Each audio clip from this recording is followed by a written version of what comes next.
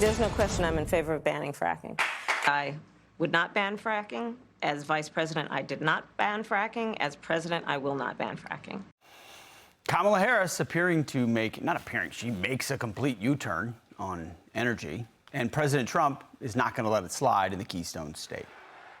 Then they start playing clips. We will always ban fracking. There will never be fracking. The people of Pennsylvania are smart. They're not going to fall for it. We were energy independent 4 years ago. Look what happened. We're going to be energy dominant very soon.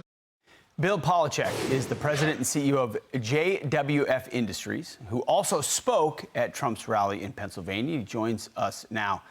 Bill, thanks for being here. Kamala Harris is counting on the fact that she can hoodwink people, that she can say, well, I may have said that before, but I don't believe that today. For folks in Pennsylvania who are involved in this industry or around that, in the industrial base and manufacturing, which you are, how do they feel about what Kamala Harris would actually do?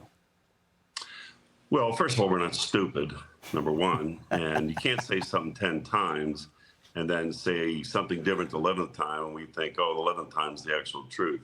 We know damn well she's far left. We know that she's very liberal. They're against any fracking. And the sad part is our cost since Donald Trump has been out of office, our energy cost has gone up. Our jobs have gone down in the fracking industry. You know, it was a wonderful thing where you had a fracking industry that was robust.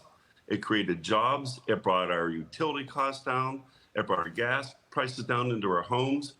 You know, it's just ridiculous to think the average American, the average Pennsylvanian is stupid and they're going to think, oh, all of a sudden now she's flipped.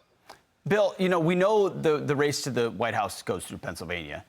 We hear about this issue of fracking. How significant is, horizontal fracture in Pennsylvania? Like, is this a small issue or is this really something that people resonate with?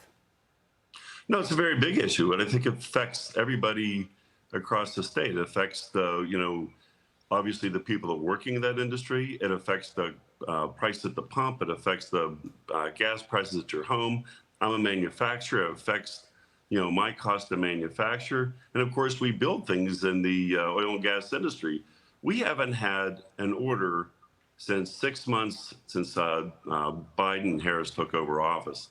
It's just at a point where you're hurting manufacturing. She says she wants to help manufacturing, help the middle class. It's the exact opposite. That's who the hell it is. It's the middle class that she's affecting. Yeah, it's all duplicitous. I mean, their policies for 3.5 years crack down on your industries, and then suddenly they talk about how they want to help you or they want to address inflation. Speaking of inflation, by the way, your Senate candidate there, Dave McCormick, put out a couple of graphics or information about the cost of things in Pennsylvania, which are that much more expensive. Let me know, is this your experience? So if you want a 6-inch hoagie from Wawa, it's almost doubled from 2019 to 2024. If you want a beer at a Phillies game or a Pittsburgh Steelers game, I can see you're a fan. It's up by $1.70. And a cheesesteak up, almost $2.50. Is this your experience too? Are people voting on this? Yeah, they are. When, the average Pennsylvanian lives paycheck to paycheck and they see these prices. They go to the grocery store and now they've got to decide what they're going to buy, what type of groceries, or maybe some of the senior citizens now are deciding whether they can even afford their medicine or pay for food. I mean, it's the ability to whether you can live, and it's just gotten ridiculous. Yes, we see that same thing, and not to mention, go buy Hamburg today. It's up 50%. Yeah. There's inflation. And then they want she says it's 3% increase.